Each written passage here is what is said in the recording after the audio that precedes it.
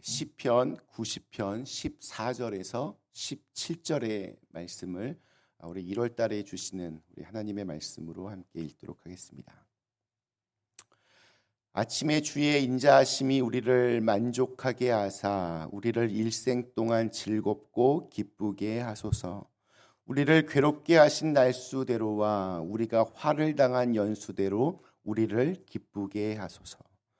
주께서 행하신 일을 주의 종들에게 나타내시며 주의 영광을 그들의 자손에게 나타내소서. 주 우리 하나님의 은총을 우리에게 내리게 하사 우리의 손이 행한 일을 우리에게 견고하게 하소서. 우리의 손이 행한 일을 견고하게 하소서. 아멘.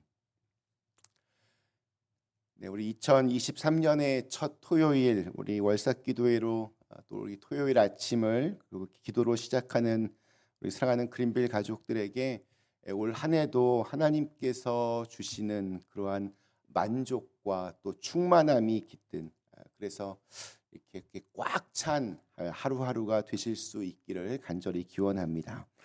우리 시편 90편은 하나님의 사람 모세가 120년의 일생을 마치며 자신의 삶을 되돌아보며 하나님께 드렸던 기도입니다.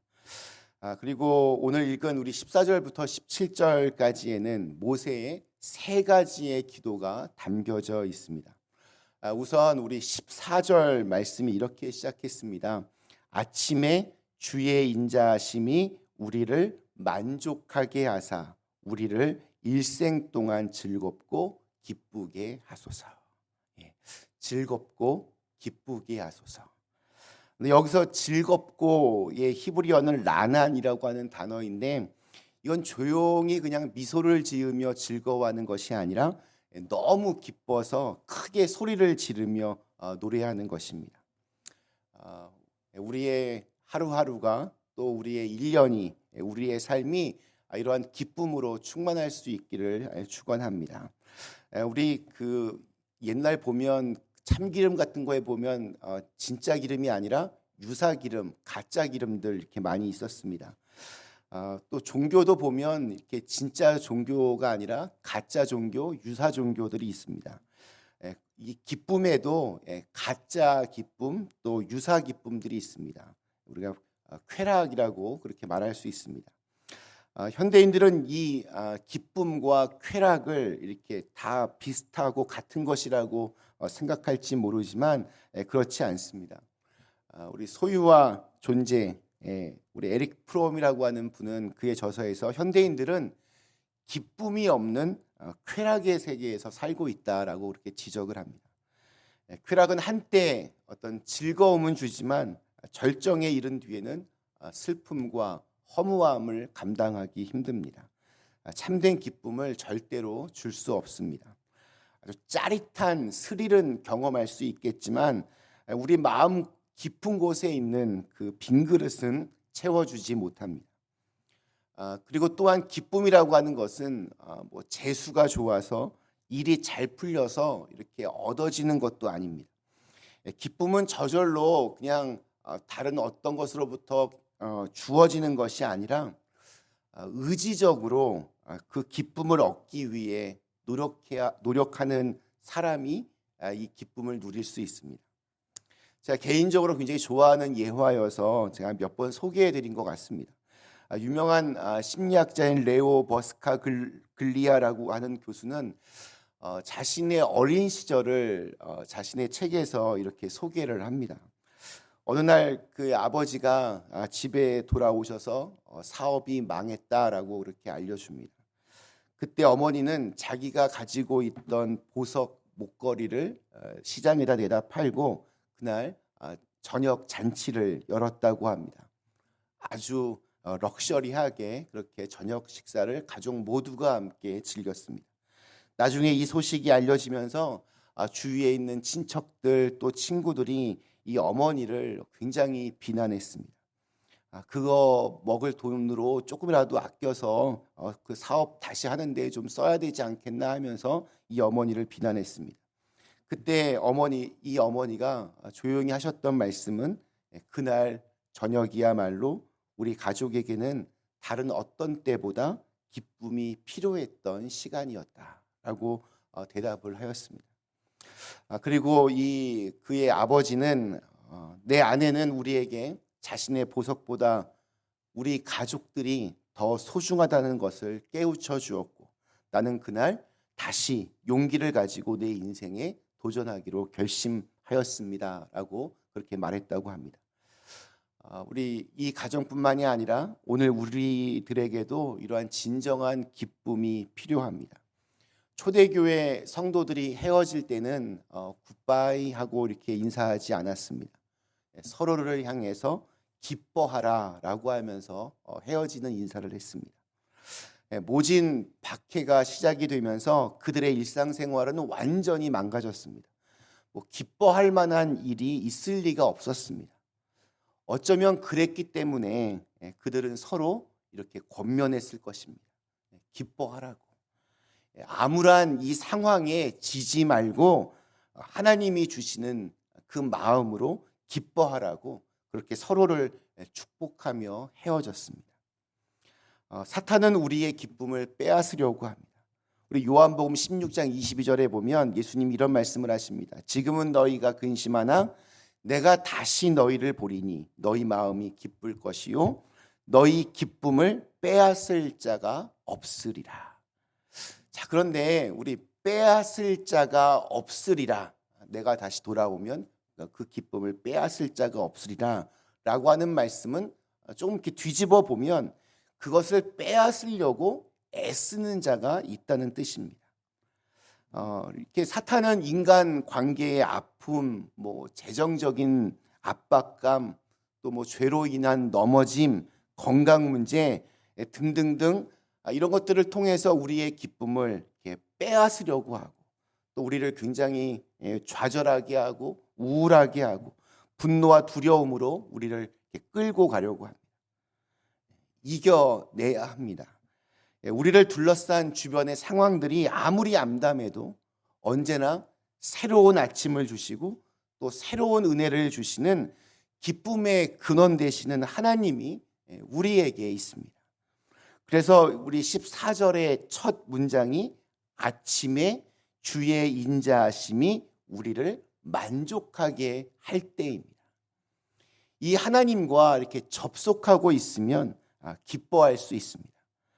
사람은 하나님의 형상대로 지음을 받았기 때문에 영을 가지고 있습니다. 영혼이 있는 존재입니다. 그래서 우리는 세상의 것으로는 절대로 100% 만족할 수 없습니다. 그래서 위대한 수학자이자 철학자였던 파스칼은 나중에 회심한 후에 이런 말을 남깁니다. 모든 사람의 마음에는 하나님이 만드신 하나의 공간, 즉 공백이 있다. 이것은 어떠한 피조물로도 채울 수 없고 오직 하나님만이 예수님을 통해서 채워줄 수 있다. 세상의 것으로는 혹시 그 공백을 잠깐 채운 듯 하더라도 또다시 공허함과 허무함에 빠지게 됩니다. 우리의 영혼이 정말 만족하게 이렇게 채워질 때는 주님의 인자하심과 하나님의 사랑을 경험할 때입니다. 그래서 메시지 성경은 우리 14절 이 말씀을 이렇게 표현을 합니다. 새벽에 깨어 주님의 사랑에 놀라게 하소서. 그러면 우리가 종일토록 기뻐 뛰며 춤추겠습니다.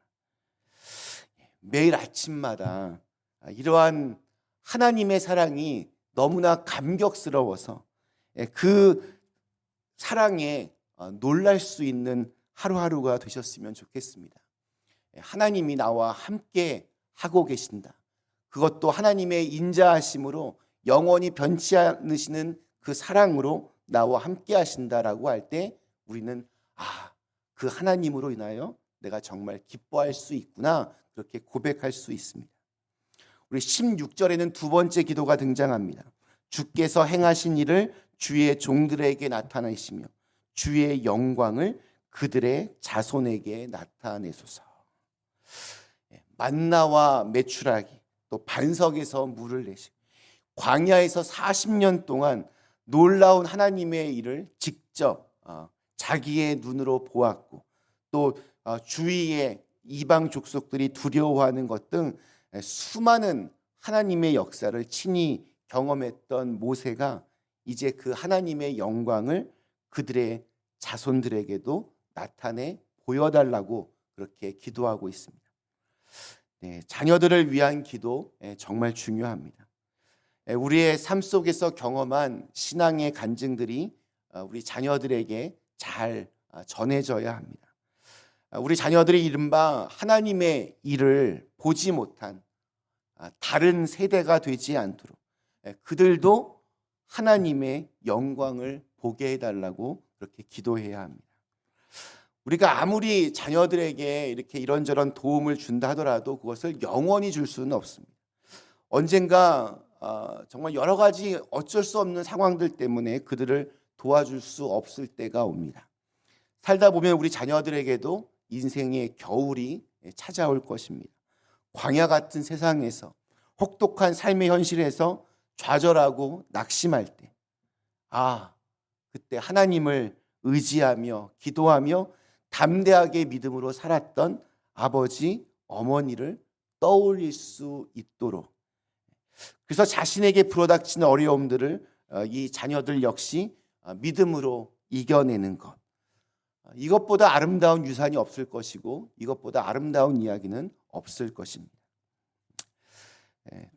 내가 이렇게 경험했던 기도의 응답을 내 자녀들도 경험하게 하여 주옵소서. 이렇게 꼭 기도하실 수 있기를 부탁드립니다. 우리 마지막으로 17절 말씀이 이렇게 끝을 맺습니다. 주 우리 하나님의 은총을 우리에게 내리게 하사 우리의 손이 행한 일을 우리에게 견고하게 하소서. 우리의 손이 행한 일을 견고하게 하소서. 견고하게 하소서. 이 표현이 두 번이나 반복이 됩니다. 견고하게 하소서. 확고하게 세워달라. 그래서 풍성하고 정말 충만한 열매를 맺게 하소서라고 하는 의미입니다. 그리고 그 앞에 있는 우리의 손이 행한 일을, 나는 그냥 아무것도 하지 않아도 된다는 것이 아닙니다. 우리의 손이 최선의 노력을 하지만 우리의 노력만으로는 견고하게 세워지지 못함을 모세는 알고 있었습니다. 우리에게 맡겨진 일에 열심히 최선을 다하되 수고한 만큼의 열매를 맺지 못할 수도 있는 것이 일반적인 상황이기 때문에 하나님의 은총이 필요하다는 것입니다. 하나님이 은총을 주시지 않으면 우리의 노력이 견고하게 세워질 수 없습니다. 우리가 수고해도 수고한 만큼의 열매를 맺을 수가 없습니다. 우리의 손이 이렇게 우리의 손이 행한 일이 견고해지려면 두 가지가 모두 다 필요합니다. 나의 최선이 필요하고 그리고 하나님께서 주시는 은총이 필요합니다. 그래서 시편 우리 127편 1절은 우리에게 삶의 지혜를 이렇게 가르쳐 줍니다. 여호와께서 집을 세우지 아니하시면 세우는 자의 수고가 헛되며 여호와께서 성을 지키지 아니하시면 파수꾼의 깨어 있음이 헛되도다. 우리 정말 기도해야 합니다. 날마다 매일 아침마다 하나님의 은총을 구하는 기도를 해야 합니다. 나무의 생명은 뿌리에 있습니다. 뿌리에서 충분한 수분과 영양소를 이렇게 빨아들입니다. 그래서 뿌리가 깊고 잔뿌리가 많으면 아무리 바람이 불고 폭풍이 몰아쳐도 그 뿌리 때문에 나무는 견고하게 세워질 수 있습니다. 그러나 뿌리가 얕고 힘이 없으면 그 나무는 쉽게 뽑히거나 죽어버립니다. 마찬가지로 우리의 인생도 뿌리가 어디에 있냐에 따라서 흥망성쇠가 달라집니다. 돈에 뿌리를 둔 사람은 돈이 떨어지면 흔들립니다. 어떤 세상적인 어떤 지위에 뿌리를 둔 사람은 그게 떨어지면 어찌할 바를 몰라야 합니다. 또 자기 자신만을 믿고 의지하는 사람은 이제 나이가 먹고 병들고 인생이 다 지나가고 나면 꿈도 희망도 다 사라집니다. 그냥 죽지 못해 억지로 하루하루 살아갑니다. 하나님을 향해서 우리의 인생의 뿌리가 내려질 때 그때 우리는 흔들리지 않습니다. 인간은 망해도 하나님은 결코 망하지 않습니다. 하나님의 약속의 말씀을 붙들고 기도하며 믿고 나가면 하나님께서 우리의 삶 속에서 역사하시고 또한 은총을 베풀어 주실 줄로 믿습니다. 우리 사랑하는 그린빌 가족 여러분, 우리 2023년의 첫 토요 새벽 예배, 우리 월삭 기도에 모세가 했던 이 세 가지의 기도를 통해서 우리의 삶이 우리 주님의 은혜로 말미암아 더욱더 충만해지고 또 만족함이 깃들 수 있기를 축원합니다. 아침에 주의 인자하심이 우리를 만족하게 하사 우리를 일생 동안 즐겁고 기쁘게 하소서. 주께서 행하신 일을 주의 종들에게 나타내시며 주의 영광을 그들의 자손에게 나타내소서. 주 우리 하나님의 은총을 우리에게 내리게 하사 우리의 손이 행한 일을 우리에게 견고하게 하소서. 우리의 손이 행한 일을 견고하게 하소서. 이 기도가 우리의 삶 속에서 증명될 수 있는 축복이 우리 그린빌 가족들에게 함께 하실 수 있기를 주님의 이름으로 간절히 축원합니다. 우리 잠시 함께 기도하시겠습니다.